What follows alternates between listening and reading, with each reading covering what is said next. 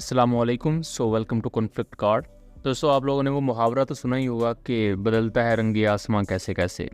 तो वही कुछ सिचुएशन इंडियन मीडिया और इंडियन मीडिया के जो वेल नोन जर्नलिस्ट हैं उनके साथ भी चल रही है। पहले इंडिया ये क्लेम कर रहा था कि पूरी दुनिया पाकिस्तान के साथ है और एक एंटी इंडिया साजिश रची जा रही है, और सॉरी साजिश नहीं, साजिश रची जा रही है इंडिया के खिलाफ, जिसमें इंडिया को दीवार से लगाया जा रहा है और पाकिस्तान का जो एक सो कॉल्ड प्रोपेगेंडा है उसको प्रोपेल किया जा रहा है। लेकिन मसला ये था कि इंडिया जो भी दावे कर रहा था उसके सबूत नहीं थे, लेकिन जिन दावों के इंडिया ने सबूत पेश किए दुनिया ने उसकी बात की, और पाकिस्तान ने जो जो क्लेम्स किए उन तमाम के सबूत चूँकि पेश किए गए तो दुनिया इस वजह से पाकिस्तान की साइड पर थी। और इससे पहले इंडिया और पाकिस्तान के दरमियान ये जो स्टैंड ऑफ हुआ था, इसमें भी अहम चीज़ ये थी कि इंडिया ने पहलगाम वाक़े को बुनियाद बनाया, जबकि पहलगाम वाक़े में पाकिस्तान मुलव्वस है, इन्वॉल्व है, उसके सबूत भी इंडिया पेश नहीं कर पाया। सिचुएशन इस दफ़ा यहाँ तक ख़राब हुई कि पाकिस्तान के जितने भी इत्तेहादी थे वो पाकिस्तान के साथ खड़े हुए, चाइना, तुर्किया, आज़रबाईजान, बहुत से दूसरे कंट्रीज़ इंक्लूडिंग ईरान भी। लेकिन इंडिया के जो इत्तेहादी थे सिवाय इसराइल के, कोई भी उनके साथ खड़ा नहीं हुआ, यहाँ तक कि इंडिया को यूएस के पास भाग के जाना पड़ा सीज फायर करवाने के लिए। Pakistan responded with a relentless, a massive barrage of missiles and rockets, they say, Pakistan says, into Indian military facilities, bases inside India, air bases, weapon storage, and along that disputed line of control in Kashmir against military bases there. They say that this, from the Pakistan perspective, their communications, how they were communicating with Secretary Rubio, that really put India on the back foot. It didn't know what had happened. India, according to Pakistan, reached out to Secretary Rubio, reached out to the Saudis, reached out to the Turks, reached out to others to find a diplomatic off-ramp, got engaged after that onslaught in diplomacy, but telling the mediators that they were going to go on a pause on the Indian. और उससे भी बड़ी बात ये थी कि रूस, जो कि इंडिया को कई बिलियंस ऑफ डॉलर्स के वेपन्स प्रोवाइड करता है, वो भी इस दफ़ा न्यूट्रल रहा। रूस ने ना तो पाकिस्तान की साइड ली, ना ही उसने इंडिया की साइड ली। जबकि रिसेंटली पाकिस्तान में जो खुजदार में इंडियन बैग्ड BLA ने अटैक किया, तो रूस ने खुलकर पाकिस्तान के मौक़िफ़ की सपोर्ट की कि हर किस्म की टेररिज्म के ख़िलाफ़ जो पाकिस्तान का स्टांस है वो बिल्कुल दुरुस्त है और रूस उसमें पाकिस्तान की मदद करेगा। अब इंडियन बैग्ड BLA के खिलाफ जब रूस का ये बयान आया तो इंडियंस को उस पर भी बहुत गुस्सा था। रिसेंटली इंडिया के स्टेट टीवी RT ने, या उनकी न्यूज़ एजेंसी जो है, उसने ये रिपोर्ट शाया की कि इंडोनेशिया कंसीडर कर रहा है कि उनकी $8.1 बिलियन की राफेल एयरक्राफ्ट की डील है जो फ्रांस के साथ, उसको वो री-एवेल्यूएट कर रहे हैं, या हो सकता है वो इसे सस्पेंड कर दें, क्योंकि मल्टीपल कंट्रीज़ जिन्होंने राफेल एयरक्राफ्ट अभी ख़रीदने थे, अभी उन्होंने ऑर्डर प्लेस किए हुए थे, अब वो री-एवेल्यूएट करने की तरफ जा रही हैं कि अगर ये राफेल चाइनीज़ J-10C से हार गया, क्योंकि J-10C ऑन पेपर राफेल से कमज़ोर एयरक्राफ्ट है, तो अगर ये अपने से कमज़ोर एयरक्राफ्ट से हार गया तो हमें ये एयरक्राफ्ट इतना महंगा लेने की ज़रूरत क्यों है। राफेल का ऑरा इतना ज़्यादा स्ट्रॉन्ग समझा जाता था कि राफेल के मुकाबले में लोग यूरोफाइटर टाइफून को भी नहीं खरीदते थे, इवन दो यूरोफाइटर टाइफून का रडार, यूरोफाइटर टाइफून की इलेक्ट्रॉनिक वॉरफेयर सिस्टम राफेल से ज़्यादा स्ट्रॉन्ग है। लेकिन ज़ाहिर बात है, राफेल की एक हाइप इतनी बन चुकी थी, अब वो हाइप धड़ाम से ज़मीन पर आ गिरी है, और इस चीज़ को रशियन स्टेट मीडिया ने भी अब रिपोर्ट किया है।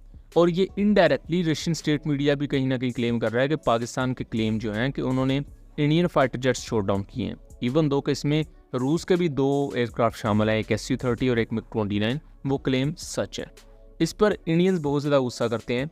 RT की ये जो ट्वीट थी या ये जो स्टोरी थी, इसके कमेंट सेक्शन में इंडियंस बहुत कुछ उल्टा सीधा बोलते हैं, यहाँ तक कि NDTV के एक well known journalist Shiv Aroor, वो इसको कोट ट्वीट करते हैं और लिखते हैं कि Russian state owned RT has published virtually all Pakistan misinformation and propaganda during Operation Sindoor, including the Below nonsense। अब उनके नज़दीक जो रशिया का स्टेट मीडिया है वो पाकिस्तानी प्रोपेगेंडा को प्रोपेल कर रहा है। हालांकि मैं बताता हूँ कि जो स्टेट मीडिया होते हैं, जो हुकूमत की सरपरस्ती में चल रहे होते हैं, उनको प्रॉपर एक गाइडलाइन दी जाती है और उसके मुताबिक वो काम करते हैं। दूसरी लैंग्वेजेस में ब्रांचेस होती हैं, वो अपने हिसाब से कुछ चेंजेस कहीं ना कहीं कर लेती हैं, एडजस्टमेंट, बट जो मेन न्यूज़ एजेंसी रहती है वो स्ट्रिक्टली फॉलो करती है गवर्नमेंट की गाइडलाइंस को। और यहाँ जो इंडियन जर्नलिस्ट हैं वो रशिया के स्टेट मीडिया को टारगेट कर रहे हैं, और ये वजह बता रहे हैं कि चूंकि इंडिया ने Su-57 नहीं खरीदा अभी तक, इस वजह से रूस इंडिया पर गुस्सा है और इंडिया के खिलाफ ये प्रोपेगेंडा कर रहा है। वैसे अच्छी बात है इंडिया ने अभी तक Su-57 नहीं खरीदा, वरना जिस तरह राफेल की मिट्टी प्लीत हुई है Su-57 की भी हो जानी थी। और चीज़ें सिर्फ यहाँ तक नहीं रुक रही, बल्कि इंडिया के दूसरे मीडिया हैंडल जिनको काफ़ी ज़्यादा पढ़ा जाता है, वो भी इस वक्त रशिया पर इंतहाई वियर्ड किस्म के इल्ज़ाम लगा रहे हैं। रशिया को पाकिस्तान का एजेंट कहा जा रहा है कि पाकिस्तान ने रूस को भी खरीद लिया है और रूस पाकिस्तान के साथ मिलकर इंडिया के खिलाफ कोई प्रोपेगेंडा कर रहा है। इवन दो इंडिया ये चीज़ नहीं समझ पा रहा कि जो उन्होंने क्लेम किए हैं उनके सबूत अगर वो दिखाएंगे तो रूस तो क्या दुनिया का तमाम मीडिया उसे कवर करेगा। अगर वो सबूत नहीं दिखाएंगे तो मीडिया किस बुनियाद पर कवर करेगा? इस बुनियाद पर थोड़ी कवर कर सकता है कि इंडिया ने कहा हमने F-16 गिरा दिया तो वो कहें जी हाँ बिल्कुल सच है। जब तक आप सबूत नहीं दिखाएंगे तो कोई भी क्यों मानेगा? अब पाकिस्तान ने अगर इंडिया की 15 पोस्ट LOC पर डिस्ट्रॉय की तो उन सब की वीडियोस भी दिखाई नहीं ऑफिशियल प्रेस रिलीज में, इस वजह से दुनिया उसे कवर कर रही है। इंडिया ने भी पाकिस्तान की कुछ पोस्ट डिस्ट्रॉय करने का दावा किया, जिनमें से 4 से 5 तक वीडियो उन्होंने दिखाई। तो आप जस्ट उस कंपैरिजन को भी देख लें कि एक तरफ 15 से ज़्यादा पोस्ट डिस्ट्रॉय हो जाना, जबकि दूसरी तरफ 4 पोस्ट को नुकसान पहुंचना, तो किसको अपर हैंड था। लेकिन इंडियन साइड पर जो ये डीजनरेशन देखने को मिल रही है कि शायद ये ज़हनी तौर पर इनका दिमाग काम नहीं कर रहा है या क्या है, कि इससे पहले जो मेजर गौरव आर्या है, इनका बहुत बड़ा माउथ पीस समझा जाता है, उसने ईरानियन फॉरेन मिनिस्टर इराकची के बारे में बड़े गलत अल्फाज यूज़ किए थे। इस सुअर की औलाद को, एक मिनट, उसके बारे में ईरानियन एम्बेसी ने प्रॉपर ट्वीट किया, जिसको लेकर इंडिया की बहुत बदनामी हुई।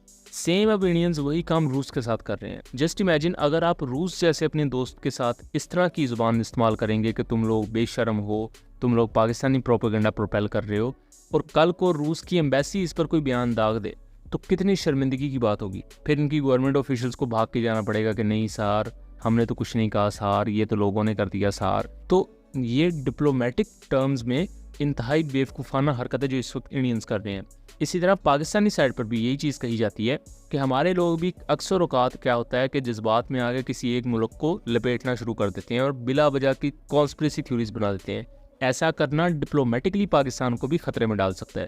सो ऐसी चीज़ों से थोड़ा एहतियात करनी चाहिए। अब जब ये काम इंडियंस कर रहे हैं तो हमें लग रहा है कि यार कितने बेवकूफ़ हैं। तो जस्ट इमेजिन जब हम में से लोग ये काम करेंगे तो दुनिया भी तो ये कहती होगी ना यार ये किस किस्म के लोग हैं ये काम कर रहे हैं। सो इन चीज़ों को थोड़ा सा देखना चाहिए जब हम इस तरह के सोशल मीडिया प्लेटफॉर्म पर कोई बात कर रहे हैं, क्योंकि सोशल मीडिया को दुनिया का हर मुल्क मॉनिटर करता है और इसकी अपनी अहमियत है। सो यहाँ जो अल्फाज बोले जाएँ उनकी अपनी वर्थ है जिसका इम्पैक्ट भी होता है।